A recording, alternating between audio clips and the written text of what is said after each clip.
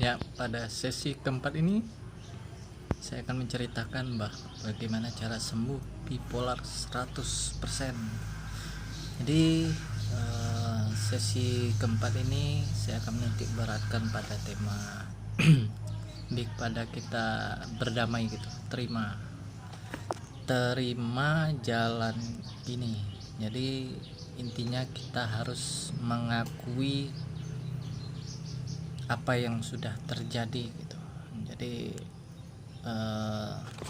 akui saja kalau ini adalah jalan Tuhan gitu, untuk membentukmu, untuk membersihkan dari dosa-dosa kita gitu ya, untuk mengampuni atau jalan Tuhan menghukum kita, tapi dengan kita mengambil banyak sisi baik yang terjadi. Jadi dalam kondisi sangat terpuruk seperti ini, bahwa yang harus kamu pikirkan adalah kamu hanya harus mengakui kalau kamu sudah tidak percaya diri lagi. Kamu hanya harus mengakui kalau kamu sudah merasa tidak berguna. Kalau kamu harus akui bahwa ada perasaan yang begitu kuat untuk kamu segera mengakhiri hidup, dan kamu harus akui itu adalah nasib yang diterima dengan seikhlas-ikhlasnya.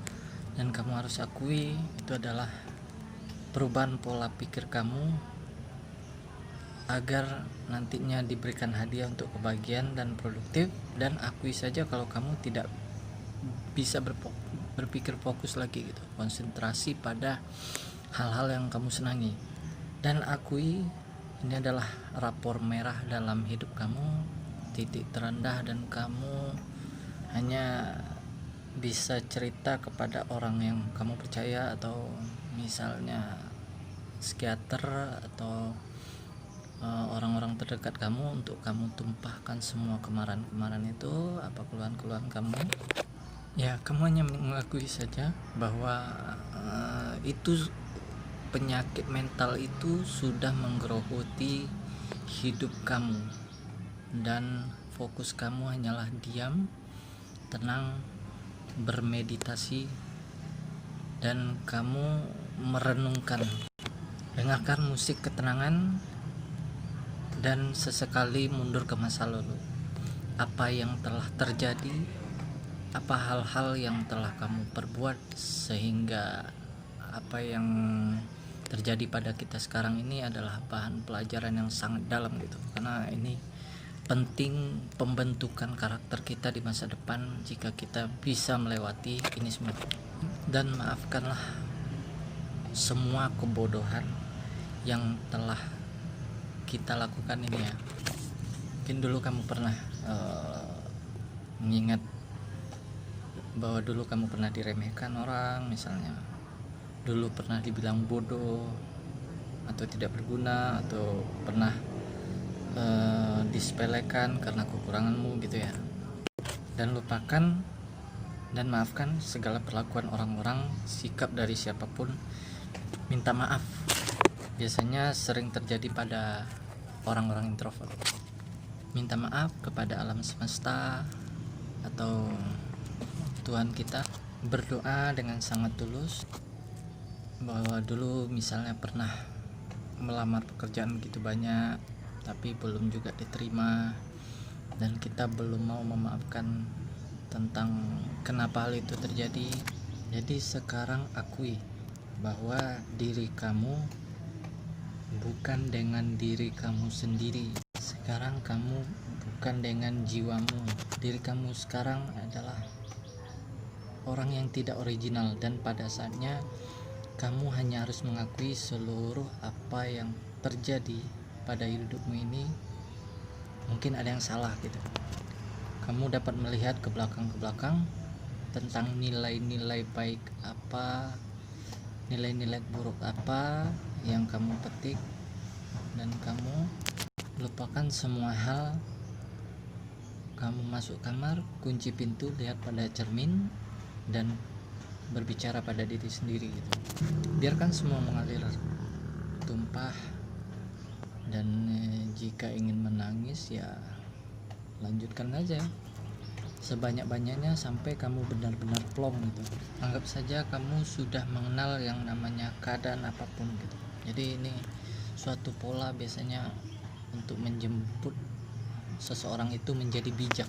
Fokus kamu hanyalah menumpahkan self talk, berbicara pada diri sendiri tentang hal-hal positif, dan kamu mulai merencanakan tatanan kehidupan ke depan, mensyukuri bahwa ini benar-benar jalan untuk kamu melihat lagi karakter dirimu sendiri. Tak perlu langsung bangkit, fokus saja kamu mengakui semuanya, menyerah gitu. Menyerah tuh maksudnya kamu berdamai dulu dengan diri kamu sendiri, akui segala hal ini nih benar-benar seperti neraka gitu, suram. Kejiwaan ini memang sangat menyakitkan gitu. Jadi berlama-lama berdiam diri untuk kamu benar-benar menyadari gitu. Nanti lambat laun, sedikit demi sedikit kamu akan tahu gitu. Yang paling penting adalah kamu harus banyak introspeksi. Intinya sih jangan pernah melawan diri kamu sendiri. Jadi inilah kondisi yang sekarang yang harus kamu maafkan gitu ya.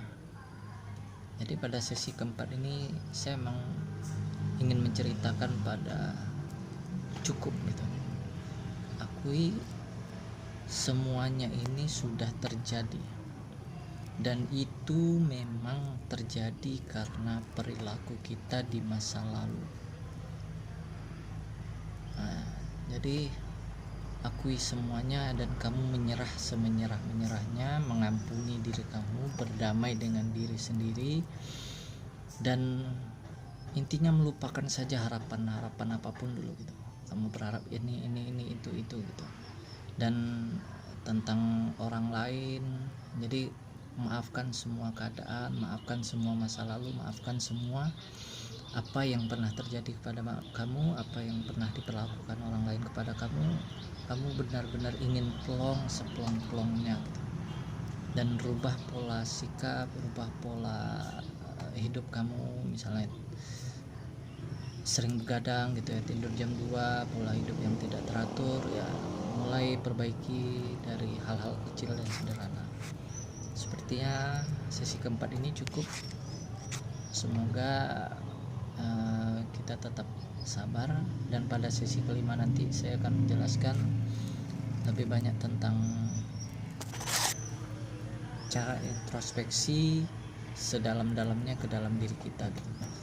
Jadi supaya kita lebih banyak menerima bahwa oh inilah ternyata karakter saya gitu. Jadi supaya kita nggak keluar dari relnya, itu yang membuat kita kadang depresi gitu ya. Jadi cukup sekian, sampai jumpa pada sesi yang kelima. Terima kasih.